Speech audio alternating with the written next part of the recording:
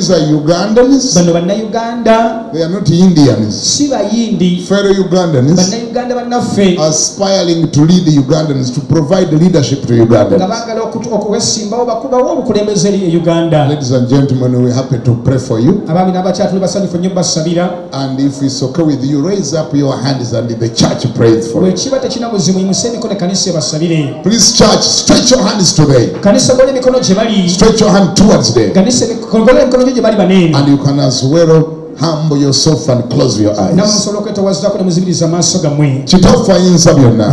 The Almighty God. Tuzze mu maaso go nga tukuwa ekitiibwa n'etteeka. We come before you glorifying and well praising you. Abaana bo bano bazze mu maaso go. These children of yours have come before you. Bakkiriza nti basobola okukulembera They bannayuganda. believe that they can offer leadership to Uganda. Ekyo gw'okigaba tekimala gabeera mu mutima gwa buli muntu. You are the one that gives that mandate, cannot come So anyhow. obanga obasanyukira If you happy with era them, obanga kuteesaako if it is your will, bawe ekisa give them grace. bye boogera bitegeerekeke Whatever they speak, they ate understand. bafune ne feva They will even get mu favor maaso